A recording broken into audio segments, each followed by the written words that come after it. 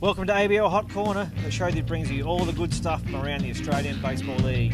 I'm Brooke Boris Kilpatrick, and with me, as always, is Jamie Jangus Loden.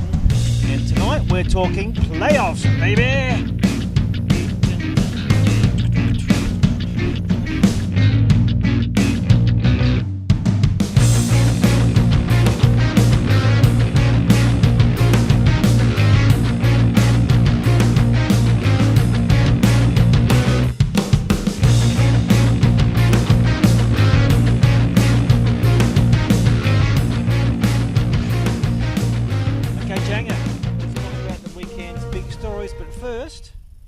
Why are we dressed like this? It's the business end of the season, Boris. The business end of the season, indeed. Looking very sharp tonight, clothes. Well played. Not big on the tie personally. I'm not a big tie guy, but it's stylish. As evidenced by the fact I had to tie it for you. Thank you for your help. My pleasure, anytime. Okay, biggest story of the week. The big story. Biggest story is, as much as we've got the three settled now, we have Brisbane, we have Canberra, we have Adelaide. The big story for me is Brisbane. They are red hot. They are red hot, flaming hot, molten hot. Mm-hmm. Swept Perth. Swept the Perth Heat. The reigning champions. The reigning champions, decimated, just destroyed, Mm-hmm. just went home with their tail between their legs. So the Bandits taking as good a form as you could possibly find into the big dance. Unbelievable. They went 9-1 in their last 10 games. Mm-hmm. And their record, I think they outscored Perth in the series, is it 23-5? Something like that. Oh no, they hit them by a mile, 40 odd, 45 to 20 odd hits. Yeah. Was just ridiculous, an absolute drubbing. And they were doing it all. They were pitching well, they were hitting well, they were doing the whole lot. They are red hot. So Brizzy, the big story for sure. I think so. A couple of other things come out of the weekend. We had a bizarre situation with Sydney versus Melbourne in Sydney, Mm-hmm. where the 4-game series went all 3 games. Interesting, to say the least. So we had a rain out and then rescheduled double headers, Mm-hmm. but for reasons still unbeknown to the punters out there, we didn't play the 2 games on the Sunday, we played just the one. Decided the last one wasn't going to mean much, so they pulled up stumps. Yeah, I suspect it was something to do with the fact we had the ESPN game in the week, Mm-hmm. and maybe they were spending a bit of extra time to make the diamond look shipshape Could be. for the TV, but nobody really knows. But there was a lot of disgruntled ABL fans out there. Well, it's another game. The last game of the season, I suppose. If you're a Blue Sox or Aces fan, you want to get as much baseball as you can and shut it down. Wouldn't have been too happy if you bought your ticket, flown into Sydney for a double header on the Sunday and seen just the one game. Fans from right around the country flying in for it. Oh, they do it all the time. Mm. Those Melbourneites, mate, they're all cashed up. All of them. Finally, Yes. I think another big story for the weekend was the Adelaide Bite. They just showed they're not going to lay down, and they pounded the pill right here at Nord Oval against the Canberra Cavalry. Did they? Well, we were talking for the last few weeks that it's been a 3-horse race. It's still been Adelaide or Sydney or Canberra was still in the mix to miss out. Perth actually was still a chance up until last week, really. So 4-horse race in that case. But Adelaide really stood out from Sydney and Perth especially to grab that last spot and were that close to Jag in second spot. They were one bad inning away from sweeping the Cavalry. In Game 3, they led going into the 9th, but couldn't hold the lead. And that was the only game they lost for the whole series. It was, closer Cody Kursky came in, who's been doing a great job. So it's everyone's allowed to have a down night. But as it turns out, they would have had Canberra in the head-to-head and got a home series. But as it stands, they still get Game 1 here at Nord before heading over to Canberra. Yeah, so for that series, they outscored Canberra 35-15. Mm-hmm. And I was here on the Friday night, and there was just the pills were flying out. There was home runs everywhere. Everybody got a home run. Nick Talbot came on. Nick Talbot the came pitcher. on, pinch hit for Brycey. Home run. Not the worst hitting pitcher you'll ever come across, though. Yeah. But he looked pretty happy about it when he dropped around the bases. I would think so. Yeah, Travis Demerick hit a couple of his own, a couple of long balls. Well, had 4 on the weekend. 4 in the series, not too shabby at all. He's really swinging it high. As we've been waiting for him to heat up all year, and perhaps it's all clicked at the right time. Yeah, a couple of big milestones in that series as well. Matty Williams pitched his 100th ABL game. Yes, and being great for both clubs. He's represented with the Blue Sox pretty much exclusively as the closer before coming down to Adelaide and working in basically every role you can think of. Absolutely, and one of the nice guys of the ABL, always up for a chat. Yep. As you know, just coming from a chat with him. Yeah, he was up for a chat. He's always up for a chat. So great effort by Matty Williams, and also Steph Welch had his 200th hit on the weekend. Happened to be a long ball. Which wasn't a bad one. It was a long ball over the fence. So to those guys, congratulations and well played. Yes, very much so. So Adelaide, just finally, I think they started 1-7, as we discussed. Yes, yeah. So since then, after the first two series of the year was a bit of a schmozzle for them, really. But since then, they've taken a 29 and 19 record all the way home. So looking at it that way, they possibly were a more deserving team than Canberra to take that second spot. But Canberra had such a hot start, they were able to hold on. So it's going to be a bumper series next week. It's going to be a cracker. We'll talk about that soon. We'll talk about that series and, of course, the Brisbane Bandits in detail. So we'll chat about that in 1 minute. Dun, dun, dun, dun, dun.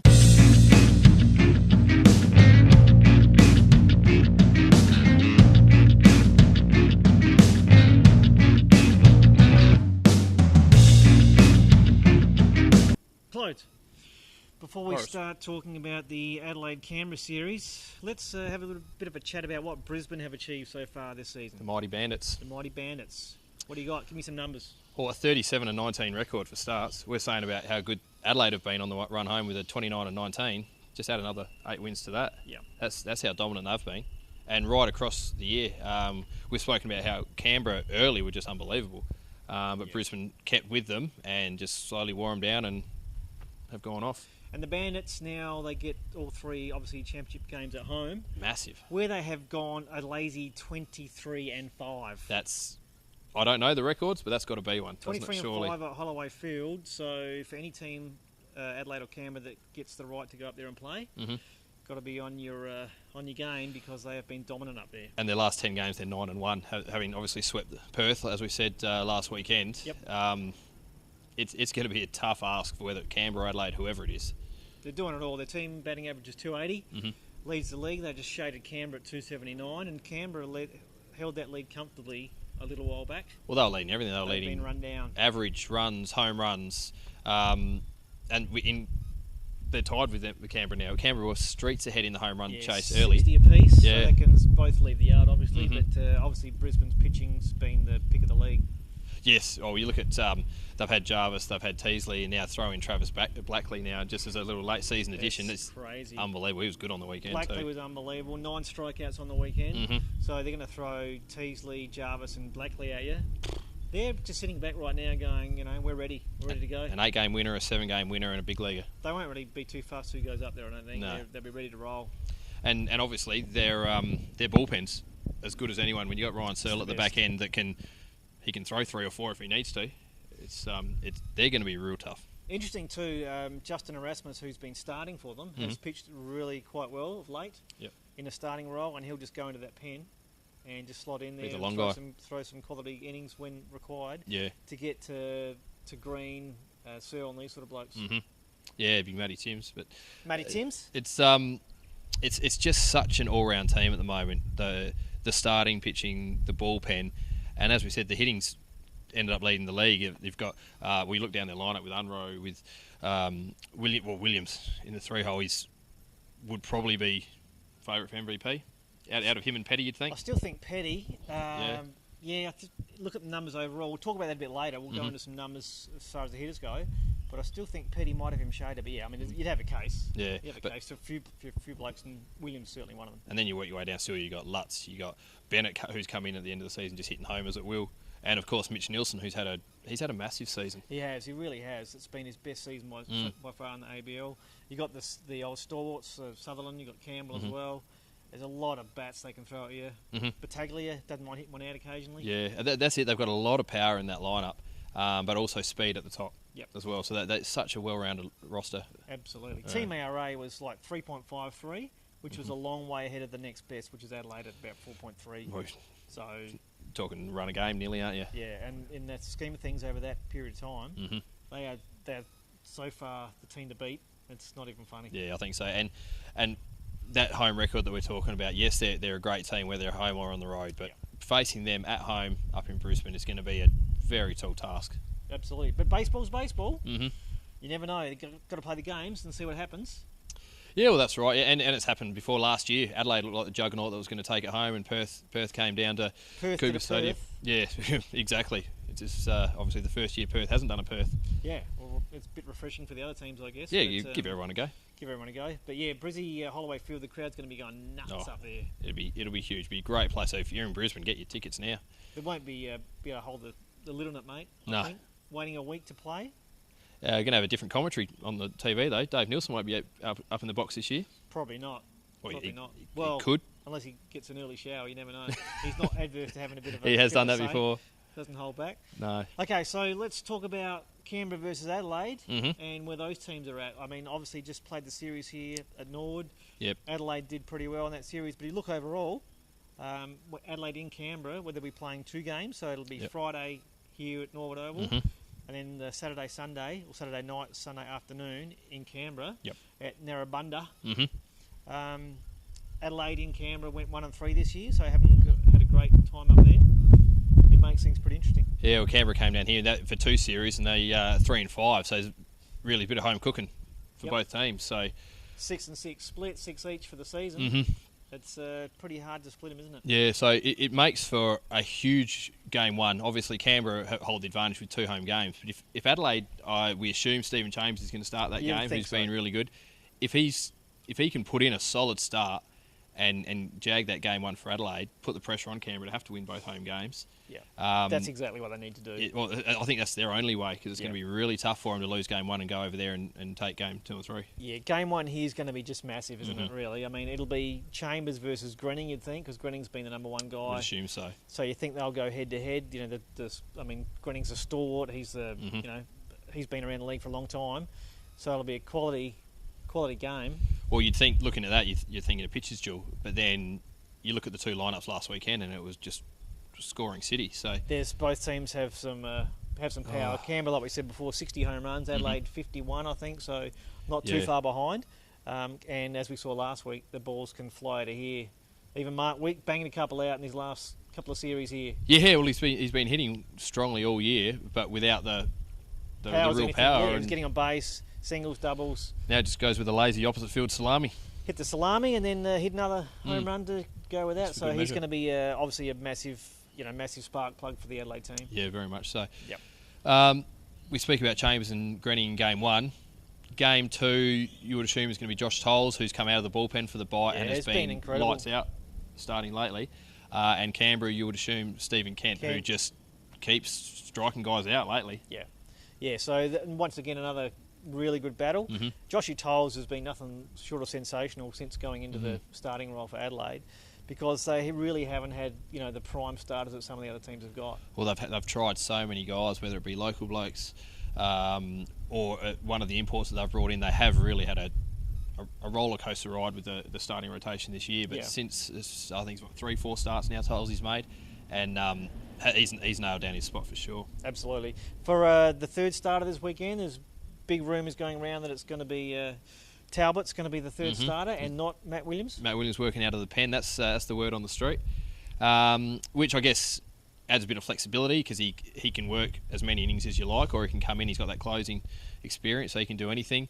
But on the flip side of that, Canberra are probably a little bit more settled. They're probably already set with Scotty Cone. Probably Scotty Cone will be the guy. He's been sort of going the 4th starter spot this year, but he's clearly their 3rd best. And if it was going to be out of him and Lewis Cohen, after the weekend, well then No question. Cone definitely gets the gig after Cohen got hit around a He bit. should certainly be the guy. But if Matty Williams doesn't work out of the pen and it comes to game 3, it's an interesting decision, because he has been pretty good. Yeah, he has. Well, he only gave about one run, I think, on the weekend in 5+. So He's a competitor as well. oh yeah, and his finals is his time. He loves it. So it is going to be interesting. At this stage, though, it looks like it's going to be Chambers, Tolles, Talbot, Grenning, Kent. Little brain fade there for a minute, and Scotty Cone. Both game teams 3. throw some big bats at you. Mhm. Obviously, Adelaide, we've got Petty. Demerit, who's been really pounding the Yes. pill of late after Yeah. a slow start. He's been Mhm. really good. Welsh back in the lineup now. Yep. He can leave the yard. And it's Really been good back in the quality lineup hitter. for a couple of weeks now, so he's Yep. finding his stroke. Starting to warm up. Obviously, Mark Wick has been getting on base a lot. Yep. So, they've got plenty of bats, but then you look at Canberra. Wow, what do they throw at you? We got Harris in the leadoff spot, who ended up winning the batting title, obviously. Yep. And yeah, Lev Lebedian, Pounds, Barnes, Miller, Moen Aroa, throw them all in there. Name them all. So it could be a very offensive series. Yeah, great pitching, but pitching at a lot of great bats too, so it should be awesome baseball. All right, Janga, we'll come back soon with some hot hitters and flamethrowers. Then we might try and make a pick of who's going to win the series in the weekend. Let's do it. Cheers.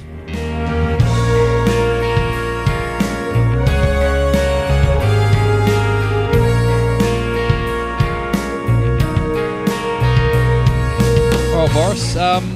Yes, let's, Pitbull. let's do a bit of a season wrap, I guess, of hot hitters. Into the regular season, Yeah, why not? and so we've got our batting champion, we've got our home run leaders. Let's who are they? Tell us. Let's kick it off with the home runs. Kyle Petty pretty much led from go to O with 14. We did think at one stage it looked like he might get run down by Desan.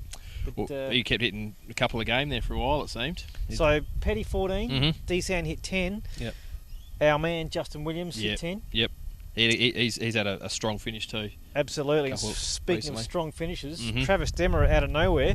And if you remember when we had actually interviewed Kyle Petty back in about episode 4, he said at that stage I think Petty had maybe 7 or something or other, and Yeah, 7 or 8 then. had maybe like none. Yep. And he said he wouldn't be surprised if Travis catches up to him. He made the call, yeah, and Another- he's as we've said earlier, four home runs in the final series, the regular season, just shows what he is capable of. Another couple of weeks he might have got him. Yeah. So yeah, Demmer, Ryan Miller Mhm. from Canberra also, and Mitch Nielsen with 9. So Yeah. there's some obviously very good quality hitters right there. Oh yeah, a lot of consistency too through the year. Those guys, other than Demmer who came on strong late, Yep. it was Petty, it was Nielsen, it was Desan for most of the year. So they just kept plugging along. Couldn't quite catch the big fella at the top though. And all those blokes will be featuring next week other than Desan. Yeah, the only one non-bandit bite cav related. Exactly. If that's what you were trying to say, wasn't it? I'm pretty sure that's what I was trying to say. So with the RBI leaders, our man, Leblebigian Leb Lebejian with 44. and Petty. We had a tie at the top. Petty up the top again with 44. So Yeah. Petty lead 2 categories there. Reece And Hoskins from the Reece Sox. Hoskins, who we talked about being a really very good quality hitter from the Sydney Blue Sox, Yes. 43. And the boss, Big Boss with 40. Big Boss, ex-Sydney, now Canberra, Mm-hmm. 40 RBI. Nielsen again, Yeah. Mitch with 39. And the fast finishing Demmer with 36. Travis Demmer snuck in with 36. So Yeah. I think one there that to make note of, I think is the boss. He had a slow start as well this year, and really after probably the first 3 or 4 rounds, wasn't looking like the boss of old, and then just tore strips off it for a few Purple weeks. patch. Yeah, started smashing the pill. that's right. Yeah. Yeah, absolutely. What about the runs, guys that get across the plate? Well, Riley Unroe from the Bandits, he took the win there, 42. He led Leblebigian again and Petty. So the two guys that were driving him in were also scoring him. Driving themselves in a bit. Yeah. A couple of those blokes. Well, Petty was for Certainly sure. Petty. And we had Mark Wick with 38. Yes, along with David Harris. So, David Harris, 38. who was the batting champion. Absolutely. Yeah. So all quality there, guys getting the runs done. What about total bases? So that's all your hits Well, that's and the bases. So if you get hit a home run, it's 4 bases. correct. 3. If Correct. I'm not trying to dumb it down too much for the audience, but I think you nailed it. total bases. And Kyle Petty. the 3 guys there, Petty, Leblebigian and Williams, probably looking your 3 top MVP candidates. Yeah, I think so. I think Yeah. we're talking MVP. Those guys are right in the Mhm. conversation, aren't they? So yeah, Petty 121, won it by a little bit, I suppose, from Leblebigian with 108 and Williams 107. So Petty, obviously, with those extra 4 strokers, just motored ahead. And I think when you're talking MVP, this probably the next category is where, for me, Fair call. it's what separates those guys. We've Swiping got, the bases. Swiping the bases. Mm-hmm. Riley Unroe, once again, 14. Yep. Logan Moon. Our sole Aces representative on the Yep. leaderboard. Logan Moon, who had a really good second He half, did. was He- very impressive. Yeah.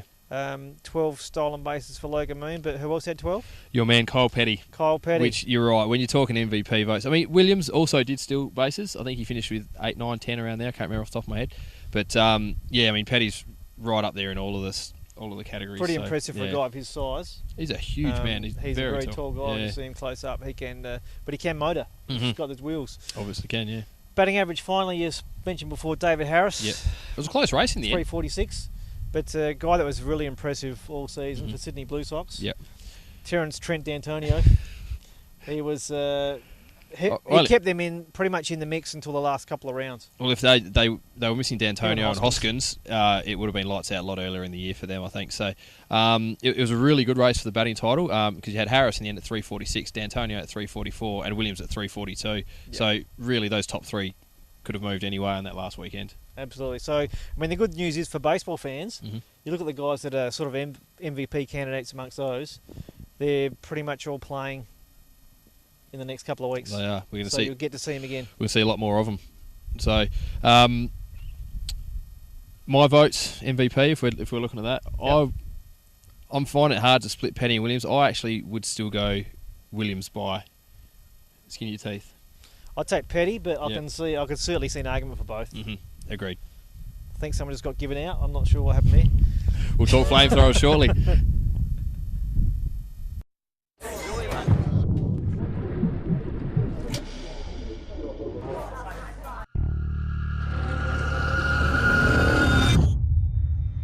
Take it from me, one punch can be lethal. Thrown in anger like this, without warning, without any gloves, it can be deadly. One punch can end his life and ruin yours.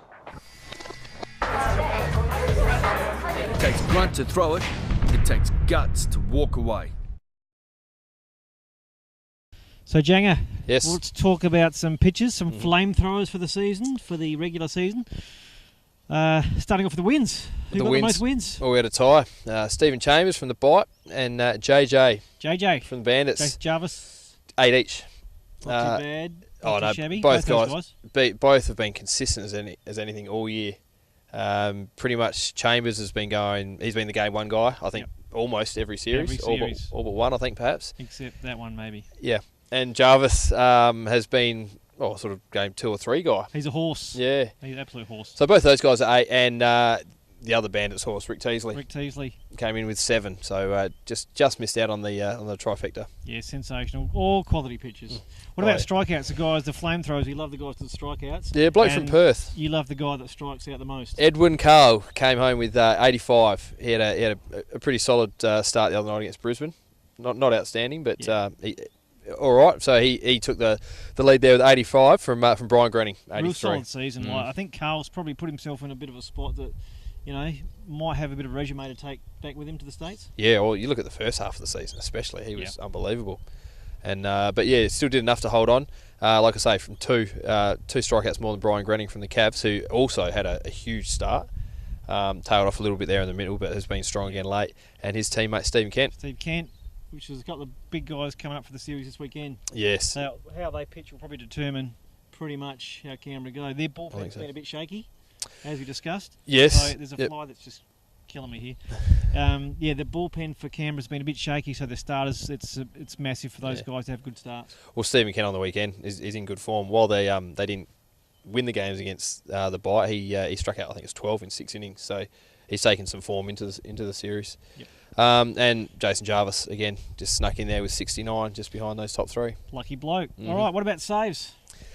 Well, it was Lay down. Ryan Searle and then the rest. Ryan Searle, really, I mean, as far as picking your pitcher of the year, normally look at starters, but he'd be in the conversation. He's been just incredible.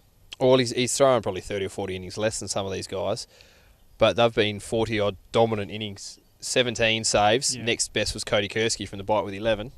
But Searle won 5 games as well. I think he had 5 Ws in 40-odd innings, and gave up, I think it was 2 earned runs on the season. Yeah, ERA ended up being 0.4 on the money, I think. Unbelievable. So setting records everywhere. You did mention the Canberra bullpen has been a bit shaky. Probably the one constant there they have had, though, has been Michael Click holding it down. Yeah, he's been real good. Yeah, it's just getting to him that's been the problem. Exactly, yeah. So he came home with 10 saves, closing them out. So probably no coincidence, though, that those 3 top closers are the 3 that are still going. Yeah, Thompson as well for Canberra's been pretty good since he's come into the fray. He has been, yeah. Throws hard. But, getting to those guys has been a bit of a problem. So, once again, see how that goes. But, yeah, Ryan Searle, tip your hat. Oh, unbelievable. Just fantastic performance. Well, yeah, with the ERA title, he still threw enough innings to qualify. Absolutely, yeah. And he might be looking at some bigger, better things next season. Pitched in Japan last year, but I reckon he'll be looking to go back to the US if he gets a chance. Oh, for sure. If something comes up for him, he'd be crazy not to have another crack at it, having been over there before. And someone that did go back to the States, though, Alex Balog with the ERA. He came in second with a 1.35. The old Blue Sox rotation. Yeah, so he actually came in with finished up with a similar amount of innings as Searle in the 40s there. Obviously in the starting role and was gone by Christmas, but when he pitched, he was dominant. So 1.35. Balog real good. Joshy Tolles. Yes. 2.23 ERA for Josh Tolles. Just, unbelievable since he's joined the rotation for the Adelaide Bite. Revelation. Oh, it's been good. And, well, we're talking playoffs and we're talking him as the number 2 starter now. Small stature, big ticker. Correct. Like to watch him pitch. Edwin Carl was next in line, 2.95, which would have been a lot lower had it not been for those couple rough ones around the middle there. And So Ricky Teasley, yes. 3.01, a really solid season from him. It was, yeah. I mean, certainly an ERA of 3.01 is nothing to sneeze at. That was a really good year. It's just that he, I guess, he got overshadowed by some pretty gaudy numbers. So if you had to pick a pitcher of the year, who'd you go for? Who's your guy? It's like you say, he didn't throw the innings, but when he did throw, it was ridiculous. So I'd go with Ryan Searle. I'm agreeing. Mhm. I think he's your guy. I think so. He has to be. Perfect. So- All right. Well, before we wrap it up, let's talk about the series this weekend. Massive series. Game 1 here at Nord Oval on the Friday night. Mhm. 2 games in Canberra. It's pretty hard to split the team, so both Oh, it got is. massive offense. Both got some solid starters. We can't call a split though this week. We can't call a split. Got to go for the Can't sit on the chocolates. fence. What are you thinking? After the weekend, I'm going to go with the bite, taking it out. In game 3, it'll go to 3. So we'll go 2-1 bite for me, purely basing that almost entirely on what we saw on the weekend. Just a bit of the mental edge, perhaps. Taking nothing away from Canberra, obviously they're professional outfit that are going to be out there to win. Yeah, but absolutely. I think if Adelaide can get game 1 under their belt Friday night here at home, they might be able to jag one of the two. Yeah, I'm going for 1.5 games each in a split because it's just too hard to split. Get off the fence. Can't Who you separate got? them. I'm in agreement. So I think if Adelaide win game 1, they can take the series. Yep. It's all about game 1. If they win game 1, real good shape to take it out. Mhm. If Canberra win game 1, you can pretty much put the shutters up. I think it's trouble. Be too good. It's definitely trouble, I think, yeah. But Chambers versus Granning is just going to be a huge game. We've spoken about it already, but I'll go with the bot. I'm with you, mate. Tolsey, my boy, is going to get it done. He is. Joshy Toles, they're going to scrape in. Sounds They're good. going to play the Brisbane Bandits up there, and it's going to be absolutely That will be unbelievable. huge. That will So- be huge. Any Adelaide fans, get down here to Nord Oval Friday night. Want to see this place packed. Hmm. Make some noise, have some fun, and all you guys, when it goes to Canberra, get out to Narrabundah. Do likewise. Do likewise. Before we wrap it up, we've got Monica Madness going. Last week we had the Adelaide Bite players, and Travis Tingle won in a landslide. Absolute I landslide. thought Dallas Gallant would give him a bit of a shake, but the Tingle man, Not even he close. dominated. So we'll be having the finals for that next couple of weeks. So look on Facebook and Twitter for that. Hit us up with some questions. Let us know what you think of the show. We got one more show next week. It'll be our last one for the season before the playoffs. Yep. And be interactive. But thanks for joining us. So for Brooke, Boris Kilpatrick, and Jamie Jane Cloden. signing off from AB Hot Corner. Thanks for being with us. See you next week.